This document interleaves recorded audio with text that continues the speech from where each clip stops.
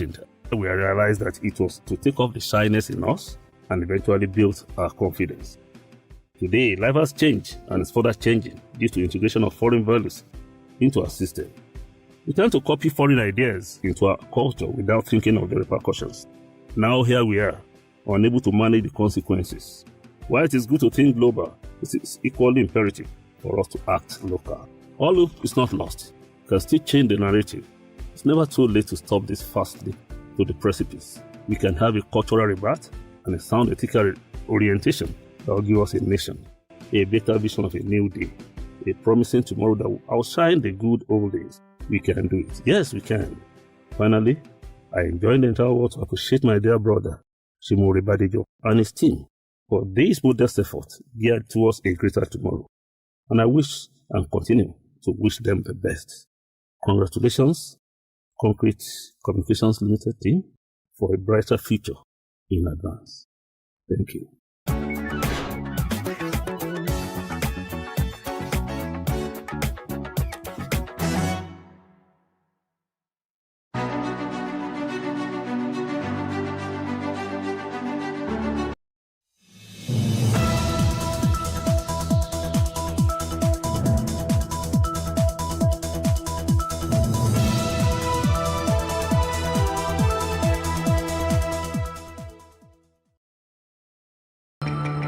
Insecurity in the country becomes more alarming as over 120 people were killed by non-state actors across the country in 1 week alone.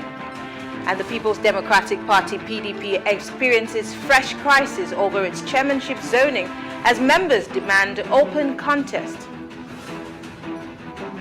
This is Plus Politics, and I am Mary Ann Okon.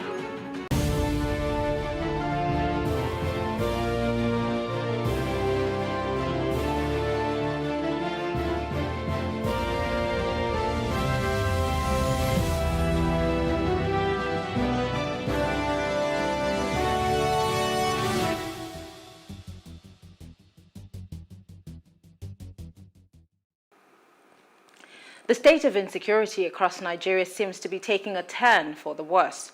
Last week, that is between September 24th and October the 2nd, at least 123 people, including security personnel and civilians, were killed in various attacks by non-state actors. Now, out of 123 persons killed, 4 were security personnel, 2 policemen and 2 soldiers, while the other 119 were civilians.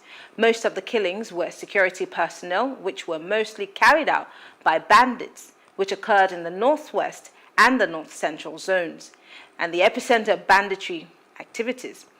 The figure for last week is the highest weekly toll in the past 1 month. There were less than 40 cases per week in the last 3 weeks. But joining us to break this down and all of the numbers and make some sense of it is Kabir Adamu, a security risk management expert, and Adewale Ademola Justice, a political analyst. Thank you very much, gentlemen, for joining us. Can you hear me? Mr. Adamu and Mr. Adewale, can you hear me? Yes, I can hear you clearly. Great. Okay, I wanted to be sure that you can hear me. I'm going to start with you, Mr. Kabir. It's interesting that we're having a surge in non-state actors and their activities more than we have ever had in the country. What would you, as a security personnel, say is responsible for it? Okay, so the 100 that was, frankly, in the context of Nigeria, is not an increase. And I don't mean by any way to not sound alarmist by the numbers. And I'll explain what I mean. So we do produce a monthly report where we analyze trends and, of course, provide figures for that. The list we've had from the beginning of the year, January to now, has been about 600. So if you divide that 600 by the 4 weeks that you have in the month, it means on the average, you have at least 160 persons dying every month. Now, we've had in June, which is the highest number that we've had in this year alone, we had a peak of 1,032, which means for the month of June, on a weekly basis, roughly around 300 plus persons were killed in Nigeria. So I just wanted to remind us of this. I know the media houses that published this report, perhaps for some reason, maybe they didn't have the database that we have. And so the way it was presented is as if there was an increase.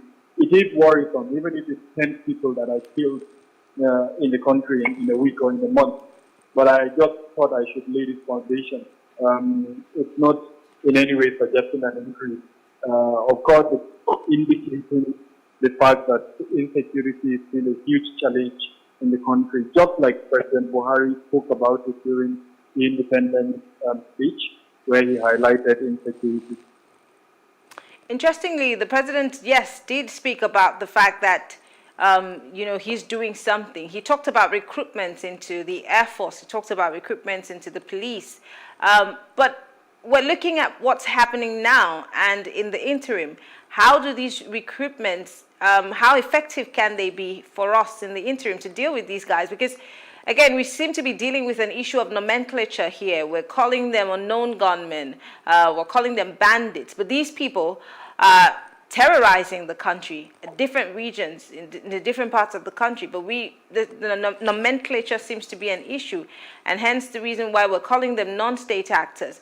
But the president also failed to speak about the number of people who have died, the people who've been attacked.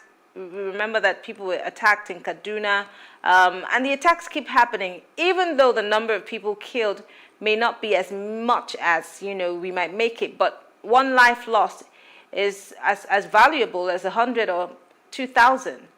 But many critics have said that the president did not in any way try to give the people a sense of belonging or somewhat condole with the families of those who lost their lives. Is that for me? Is that yes, it was for you. Me? Yes.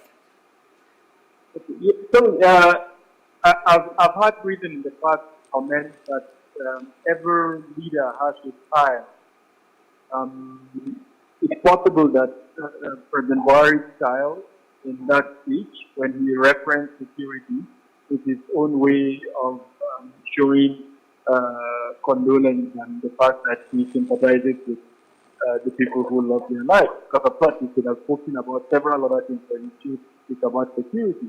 Of course, the expectation may be for him to mention specifically those who have died, and the fact that as a government we sympathize with them, and we are sure, of course, Nigerians that there will be an improvement in that area, which I think he did in that speech.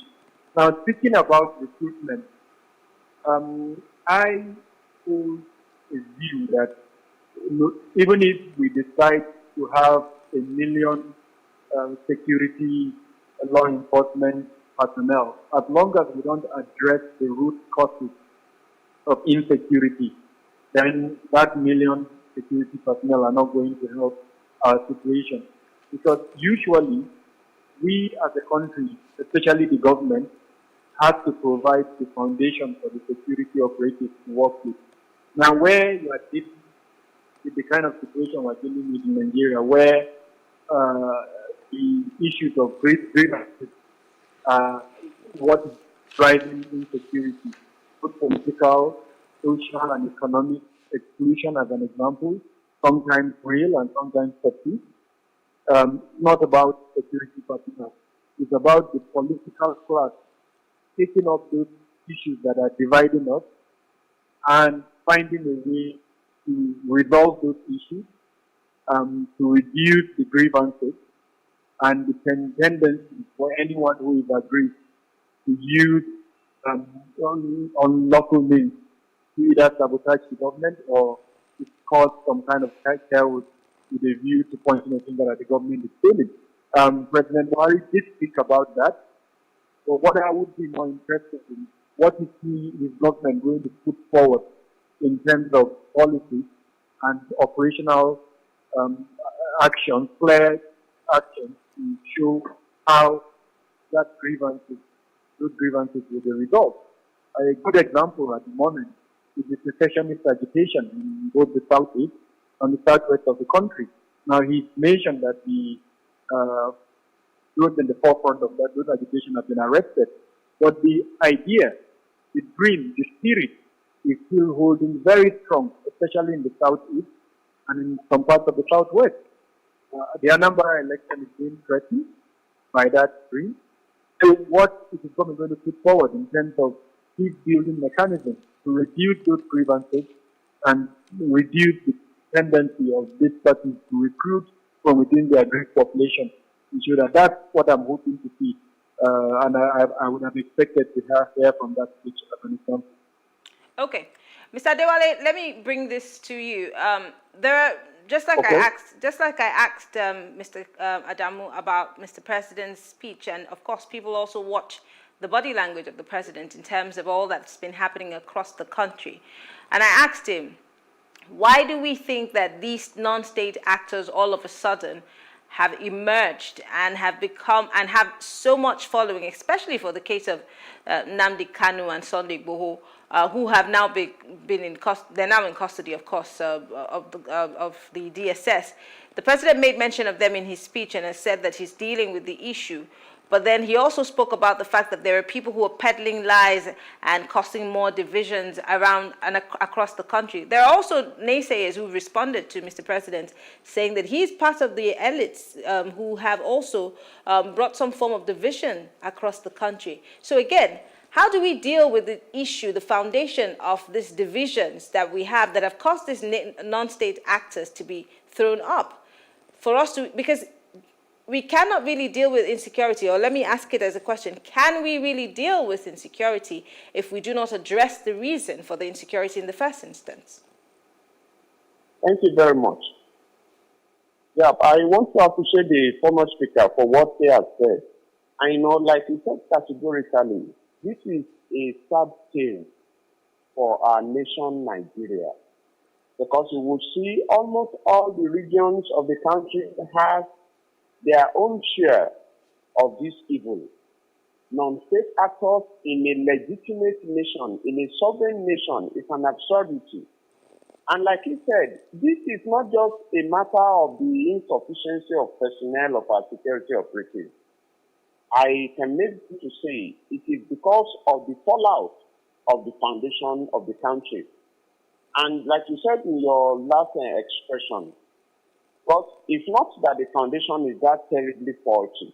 Why would it be that the non-state actors have leaders whose followership is growing geometrically almost every time? It is because a lot of people are seeing the nation as a failed state. And then some of the actions of our leadership, almost on a regular basis, are dovetailing towards making people affirm of an assurance that the nation has failed. Because how else, or what else would you say of a country if up north there is crisis? Moving down south, the southeast is burning. Just like just some few hours ago, just yesterday, Joe Igbokwe's house was set ablaze by Nigerians.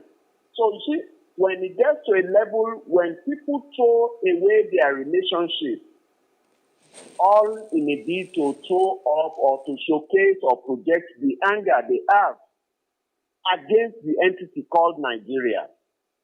Those that set ablaze the Joe Igbokwe's house are people around his heritage, but they disregard their relationship with him and yet went up to set up what he had on fire, just to show their anger for the nation Nigeria. So it's a failed state syndrome. And it's so sad none of our leaders yet is able to identify with this. It is not a function of the personnel. If we have millions of security operatives, if the foundation is not addressed, and the foundation, nationality, patriotism, employment, bulk of the people out there that are causing this carnage, they are jobless. And ahead of them, they can't see a future. So whoever is around them with a loaf of bread as low or as cheap as a loaf of bread. But how is destroying your own or killing your own people, if that be even the case?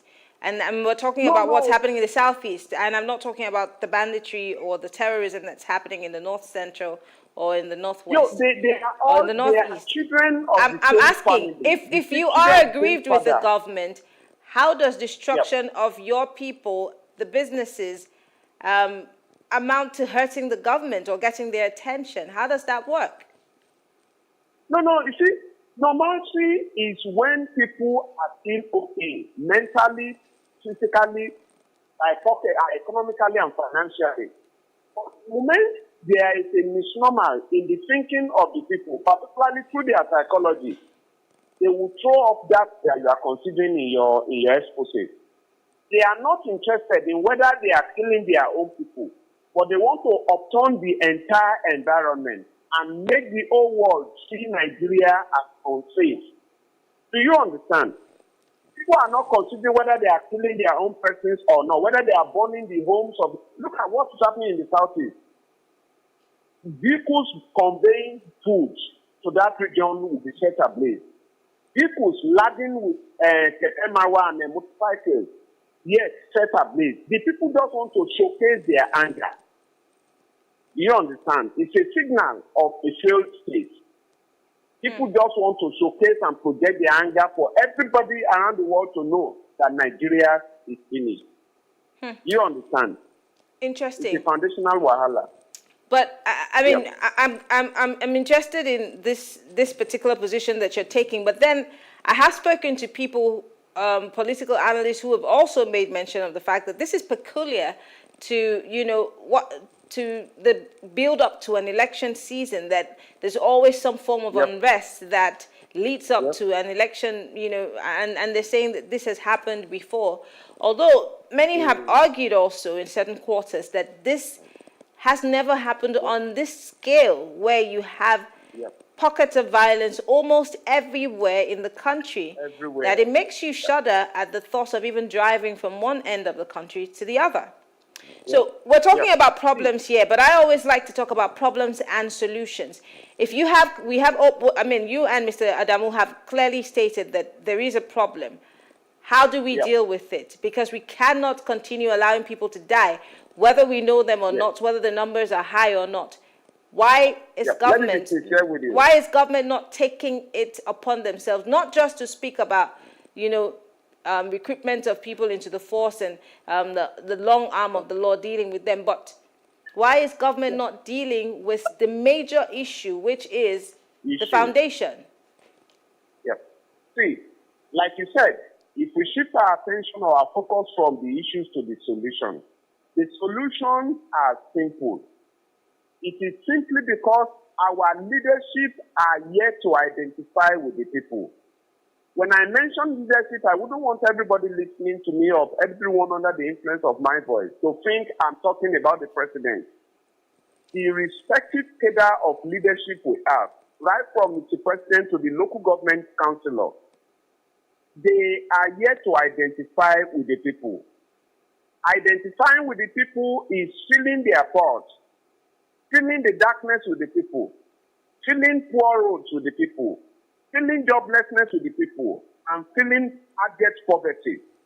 We have a leadership now that live and drive in Rolls Royce while the people are strolling barefooted on the road. So it is because our leadership is yet to identify with the realities of the followers. The followers are suffering in Nigeria, and our leaders are there high up. They are far away. So the main solution is for the leaders to identify with the followers and the issues on ground. Do you understand? I can hear you. Yep. Okay, I'm going to. Okay, go ahead. Yeah, like I said, so until we have a leadership that comes closer, like I said, why would you have a local government chairman who refuses to live and sleep in the local government where he is the chairman? I have one in Ondo State. He's the local government chairman of our local government, but he lives and sleeps in Akure. It's a leadership aberration. How do you want the people to trust him? How do you want them to follow him? How do you want him to believe what he has in his mind, what he tells them? But if he lives in the environment with them and he drives through the rough road with them and he sleeps in darkness, then he can feel what they are feeling. So we have a leadership that is separated far away from the followership. So that's a major bane of the Nigerian crisis. Let me go back to Mr. Kabir-Adamu. It's interesting that most of these people who are either non-state actors or working with these non-state actors are young people. And this is the future of Nigeria. Yep. And if our young people are the ones who are in the forefront of supporting or perpetrating these acts of violence, it should be a cause for worry. And just like Mr. Demola has said, our leaders seem not to be leading by example. But we, the followers, do we have to wait for our leaders? Because, I mean, I'm going somewhere because I can hear at the back of my mind somebody saying, well, we can't victim blame the followers. But as a people, should we not also take some time to look at how we can also play a part in delivering the kind of future that we want, especially with our young people who are seemingly becoming, tools in the hands of these perpetrators of violence? Yep. Am I still on? No, I'm talking to Mr. Adamu. Yeah, Okay. So, interestingly, last month, or rather, time flies, in August, the African Polling Institute, API, released the social cohesion report. And I took my time to study that report. And it showed that social cohesion in Nigeria was below average, around 40-something%. I think the cutoff point for an acceptable national social cohesion is from 50% upwards. So clearly, value system as a people has almost collapsed, and that those together are part deteriorating. Now, what are the reasons for that? Several reasons that advanced in that report. But in answer to your question, the one I think comes to mind and that we need to speak about is the extent, the poverty level within the country. And not just the poverty level, which according to the Bureau of Statistics is about 33%, but the poverty level and the unemployment rate for youth, which, depending on where you are in the country, is also different. So, as an example, in Lagos State, the poverty level is, quote unquote, 4%. In my state, where I come from, Sokoto State, it's about 87%. So, imagine the number of youth that are within that poverty cycle and who, for one reason or the other, would want to move from Sokoto to Lagos to get a job. Now, situate that movement to the current hate messaging that is unfortunately permeating our national existence, where every movement is most likely to be classified as a movement of others. Meanwhile, the reason for their movement is in search of greener pastures. But does that not also point to the fact that the leadership at all levels in those states are not doing the job that they promised to do, are not also carrying the people or lifting them out of poverty? I know government cannot do everything, but there has to be a precedence of sorts set by the government. So exactly, but I wouldn't. I was trying to paint a picture, and the picture I was trying to paint is to start from the family level. That value system that has collapsed, there are several levels of responsibility. And I painted that picture to show how the family is partly responsible. If, as a father, you give birth to children that you are not able to cater for, you can't send them to school, where even sometimes you have the resources, but you just not care. And then that up to the community level, where the community also fails in ensuring that you as a father or as a family unit, where you fail, then there is no way of sort of redirecting you back to your own responsibilities. And then we can even move up to the school level, as well as our religious bodies that are value shapers. And in the case of the schools that have responsibility for both giving education as well as skills to our youth. I'm an employer of labor, and I can tell you with all sense of responsibility, getting good hands from, even our graduates, it's a very difficult thing. You see people with good certificates, but when it comes for them to defend those certificates, it's extremely difficult. Now, I'm not generalizing, because there are definitely very people that are worthy of their certificates, but on the whole, there is a huge issue there. And then, of course, from there, we move up to the government. And then when we come to the government, both at the local government, at the state level, and at the federal level, each has its responsibility. So I am trying to paint a picture of our collapsed value system. It would be wrong for us to point the finger at the government and say that they are responsible. No, it's a responsibility that starts from the family up to the government. And I think what I'm hoping as we start campaigning an issue against 2023, that we address these issues squarely. Our value system that seems to have collapsed, and where life, unfortunately, does not appear to have any value, like it should. We should, as the people, ask ourselves, what happened? Why is it that we no longer cherish those good ethics, good values that we used to hold as the people? I remember growing up, those things that we used to cherish as a community. In fact, I remember very well, my dad was a civil servant. If a family member is caught corrupt in any way, believe me, the entire family is avoided. But today, the reverse is the case.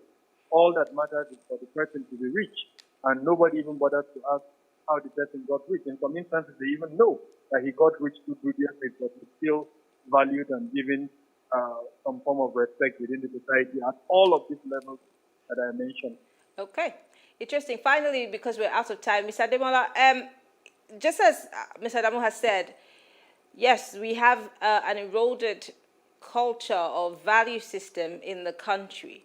But looking forward to the future, I mean, 2023 is in the radar. Everybody is, whatever is happening, what politicians are doing is mostly, for 2023. But as a country that has been touted as the giant of Africa, I do not know if we're still able to, occupy that status.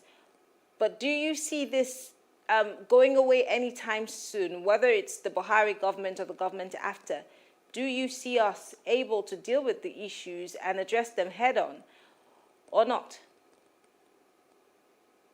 Thank you very much. Like my friend said, the collapse of the value system of the society is a critical contribution to what we have seen. But now, assisted by the poor leadership we've been having as a people. You see, if we must prefer solutions, like I do appeal to people in my personal capacity, the homes are completely broken. The value system needs to be re-emerged all over again. Parents particularly have critical roles to play. And beyond the parents now, our traditional rulers have gone laggard. Because you will see we are in societies where it is the traditional rulers that are the greatest harborers of ills in the society. They support also where they ought to come out and challenge certain things, but for reasons best known to them, our traditional rulers no longer look that side. And now back to the civil society, part of which the religious homes, the churches, and the mosques are. They've all been infiltrated. The values have gone back to where they used to come from. People just gather, just for gathering's sake. Messages of reality no longer come to people. And now with sheer hunger, everybody becomes a sellout. And that is why we are seeing what we are seeing. Well, Well, I want to say thank you very much. It's a very sober conversation. Kabir Adamu is a security specialist, and of course, Adewale Ademola is a political analyst. Thank you very much for joining us on this conversation. I appreciate it. Thank you for having. All right. Well, thank you all for staying with us. We'll take a short break now, and when we return, we will discuss the PDP and their plans for zoning of their national chairmanship and, of course, for the presidency ticket. We'll be back shortly.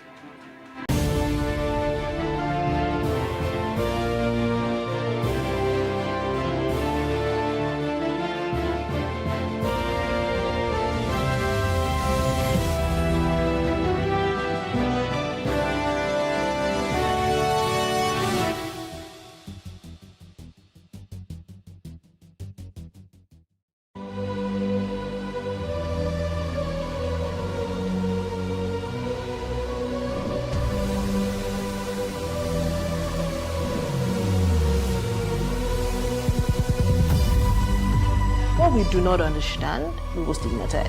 What you can see is the remaining of the tanker that exploded. The suspect equally confessed.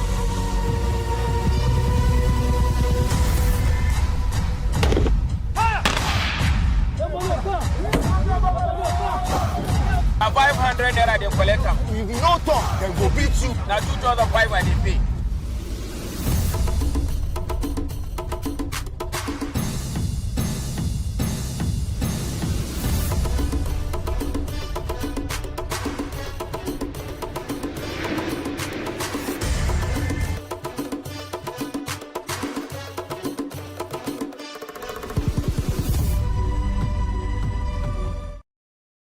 There has to be a decision point.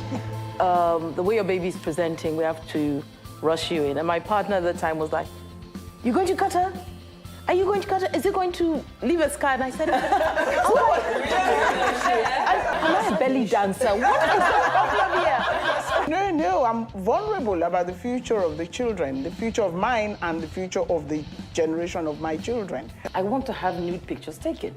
Of you? Yes, Yeah, but we without had that showing my private parts. I want to put it in my front room. And they said, "You can't do that. People will be embarrassed when they came into your house." I said, "Well, it's my body and it's my front room." All the things that we do, what is the purpose of it? I just realized that I was more trusting before I was 6. So many women, they just feel like I have to cook for my husband, I have to breastfeed my children, I have to pick them from school. Because society expects Then you them go to. home and you cry and you stop your career, you can't do anything, then you blame everybody. You took that choice.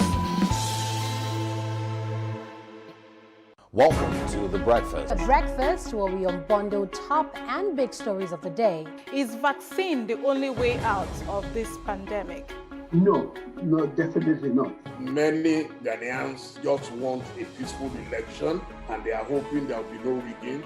There is nothing bad in borrowing for infrastructure. The minister added that he was impressed. Please come and see yourself what we are doing with the money we have borrowed.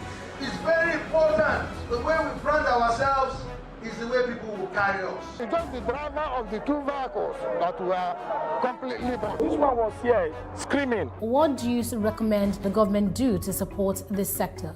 Direct intervention, that's what every government all over the world has done. We are not a parallel security structure. A Moteco core is a complementary core. What I will not encourage Christians to do is to carry dagger and follow anybody. No. Join us on The Breakfast, 7 a.m., Monday to Friday. Nigeria, by extension, Africa, is faced with a lot of challenges. The growing youth population with little engagement, that is a ticking time bomb. We are a blessed people with diverse culture and highly cerebral minds who have a lot to say. And yes, we are talking. It is important we drive the right conversation that informs, inspires, influences thoughts and action. If we say there's beauty in our diversity, then let us embrace our diverse culture. We must continue to courageously be the voice of transformation as we are the hope for the future. Yesterday's conversations shape today. What are you saying to shape your tomorrow? We know you have a lot to say, and we are here to hear you. is God from whom all blessings flow. Welcome to your favorite program, The Moment of Truth, brought to you by the Citadel Global Community Church. Our God is a God of salvation, far above all principality and power, and might and dominion, that regardless of what happens in this season, you will escape. Say to your neighbor, there is no peace for the wicked. The lazy man does not roast what he took in hunting, but diligence is a man's precious possession. Finally, my brethren, be strong in the Lord and in the power of his might. Moment of Truth with Pastor Tunde Bakare. Sundays, 7 p.m. on PlusTvAfrica.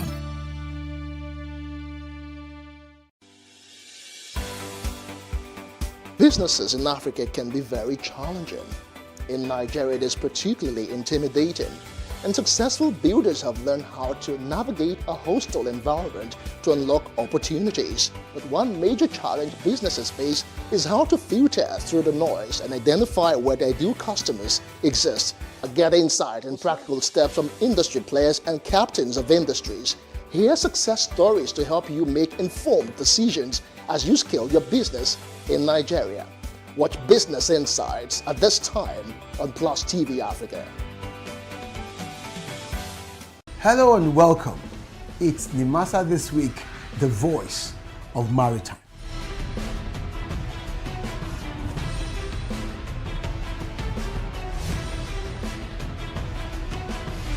Nimasa This Week is brought to you by the Nigerian Maritime Administration and Safety Agency. Statutorily mandated to ensure that there is regulation and promotion of matters affecting our waters.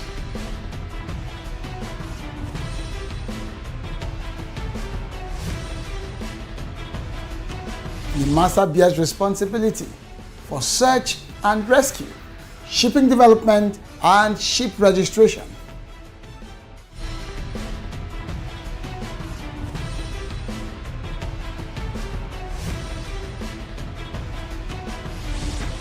NIMASA This Week, the voice of maritime, showing on this channel.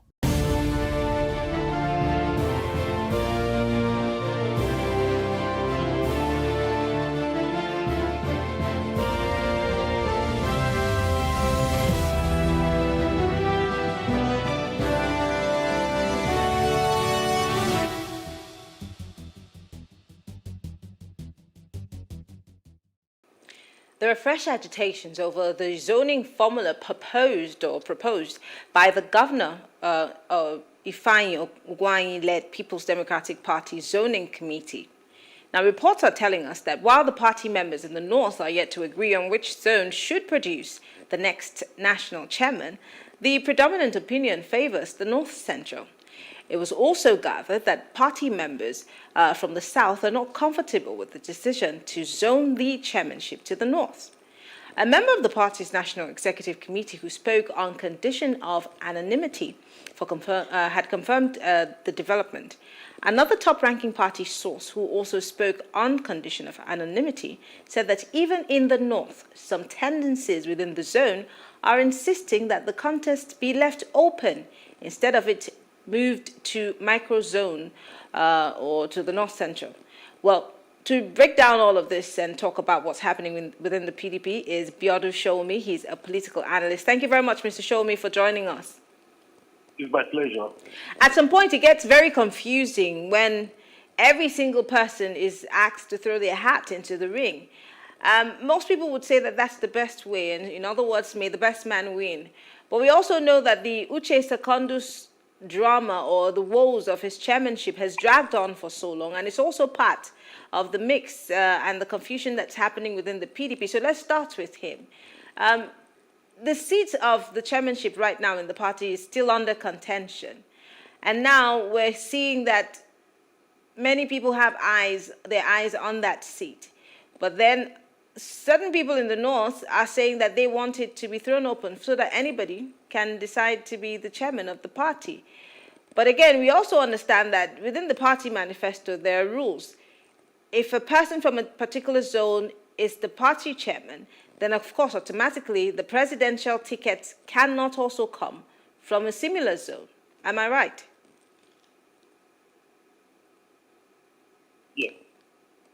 Yes. Can I go on? Yes, go ahead. Go ahead. Yes. What you see playing off initially when a section of the PDP pushed to remove secondals is over the presidential elections in 2023.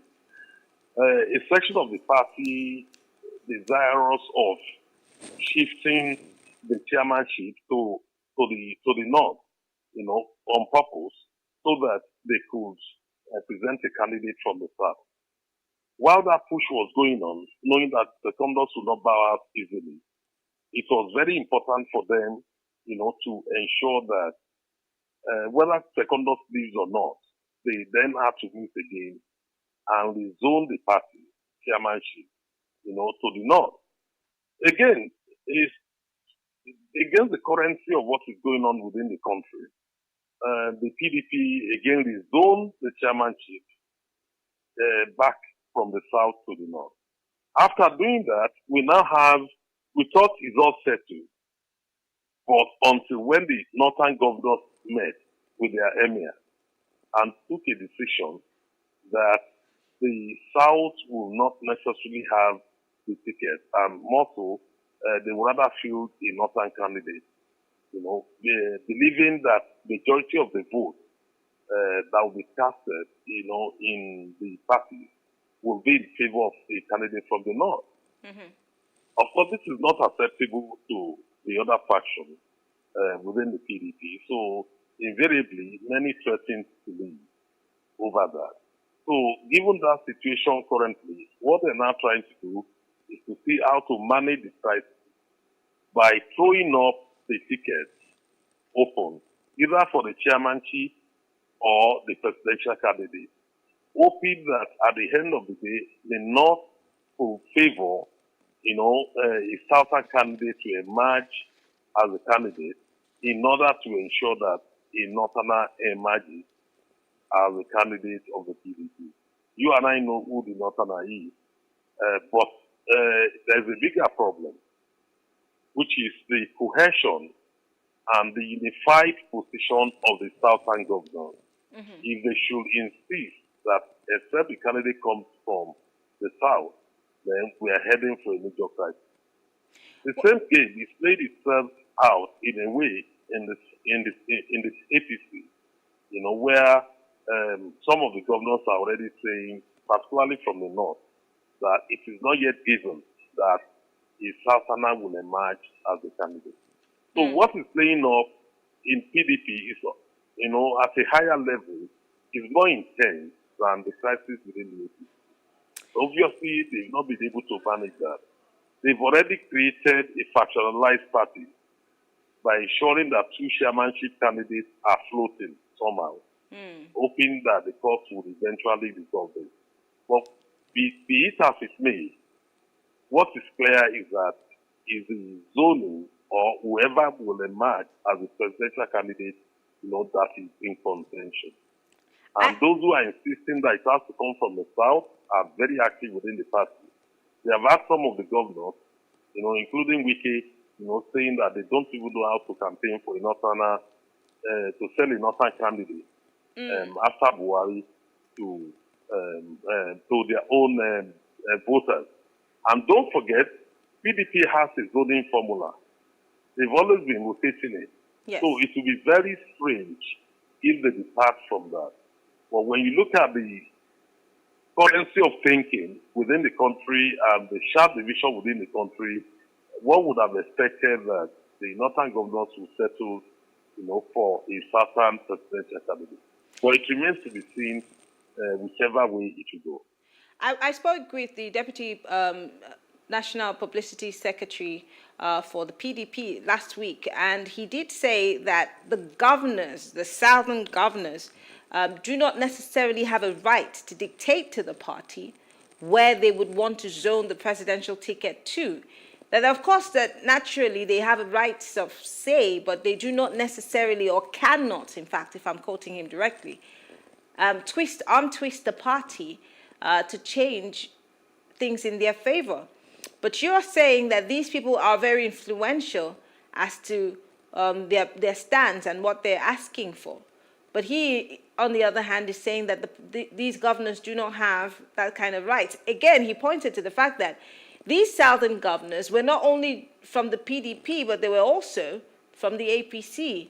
So for him, he said it was just a mere sentiment that they were expressing. But you're saying that this is a very good stand, and it might have an effect of sorts on the party's decision, later on.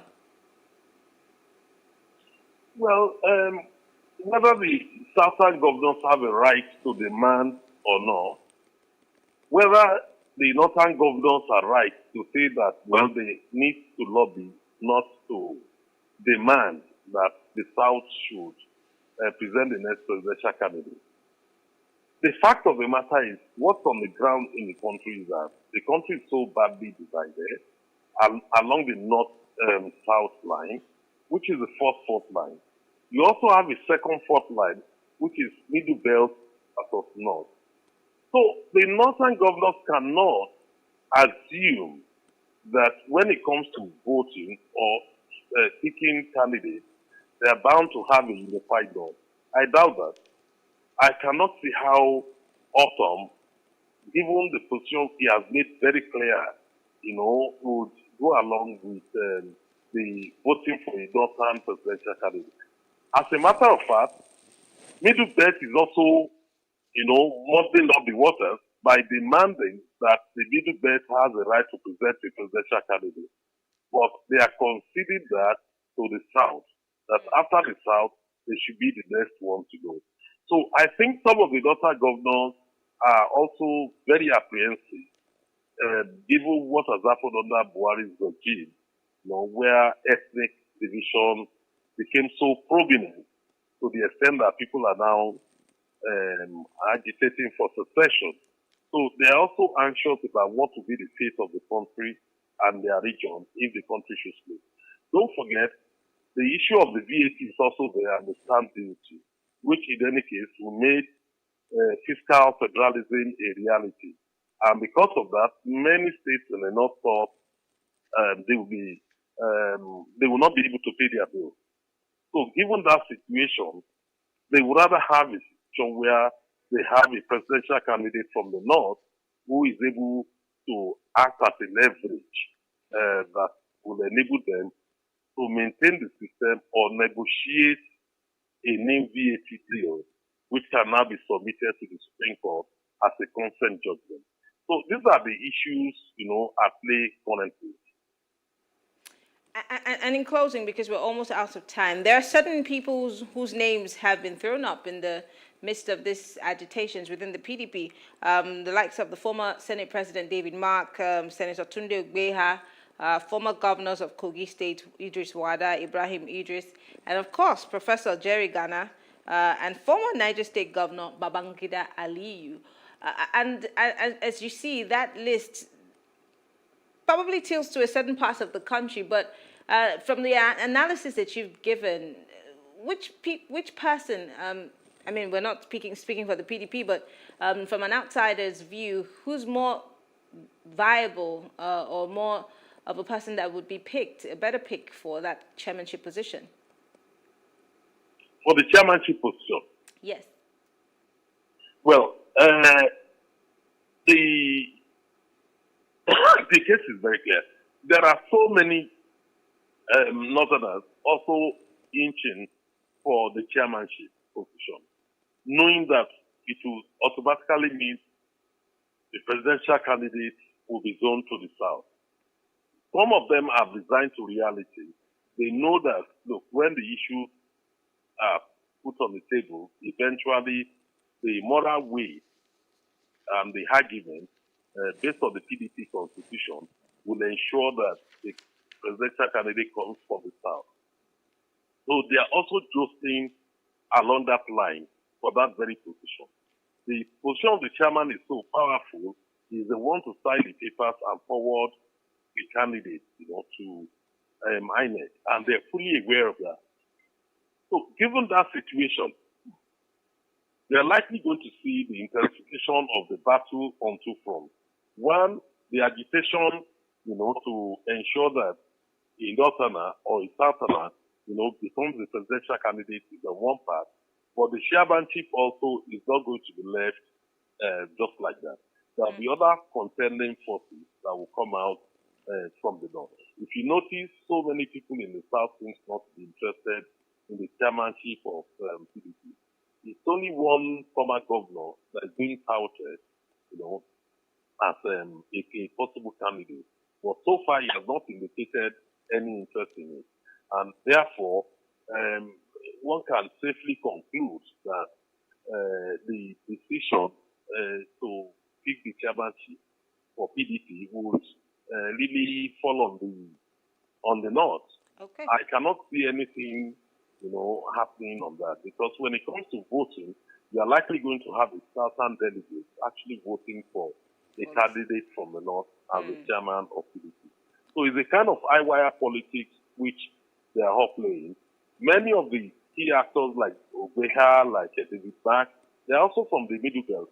They are not happy about what is going on, but they have not said anything over the years, about the division, the problem between the Middle Belt and the core north. So we are likely going I guess to we're going to keep our fingers crossed to see what happens in the coming days. Beg your pardon? I guess we'll keep our fingers crossed to see what happens in the coming days. Absolutely. Well, so it just remains to be seen. Events will keep unfolding as things go on. Okay. Well, I want to say thank you, Biodun Shomi, as a political analyst. Thank you so much for speaking with us. My We pleasure. appreciate it. Thank you. We want to say thank you to everyone who's been a part of the conversation. We will take a quick break now to hear what Nigerians believe the region where Nigerians think the party ticket should be zoned to. Of course, we're talking about the presidential ticket here. And when we come back, I'll be saying my goodbyes.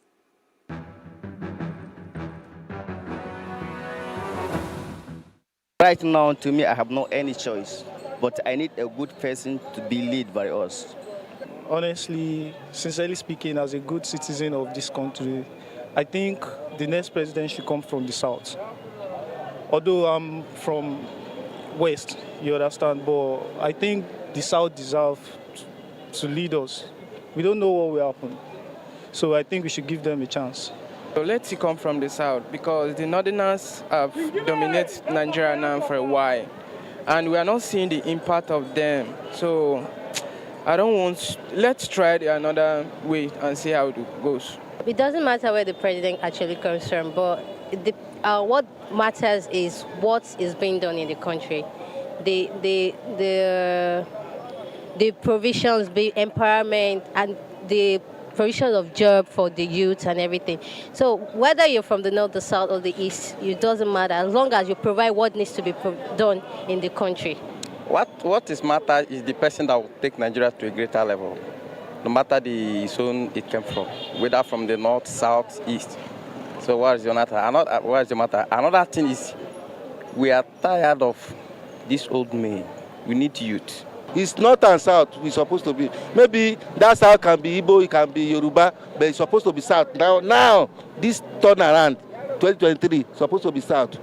To me, I prefer from the south because the power has been given to them.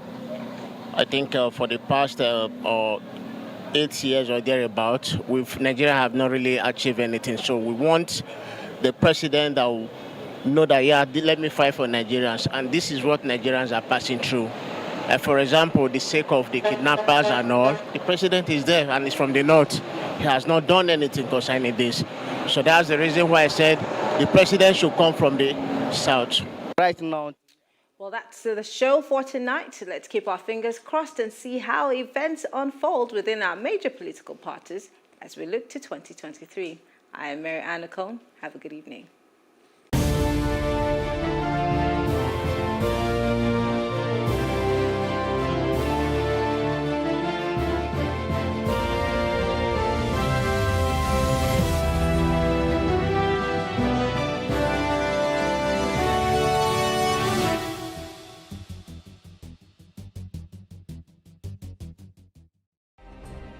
Nigeria's Niger Delta region, from where the black gold fuels Africa's largest economy, where the lines between wealth and poverty has never been thinner. Conflicts, poverty, insecurity, and environmental challenges daily confront the region. How can the Niger Delta story be changed for the better? Join Mamude Akuga at 9 p.m. every Friday evening on PlusTvAfrica as he probes deep in search of solutions. Inside the Niger Delta with Mamude Akuga, the authentic voice of Nigeria's oil-rich region.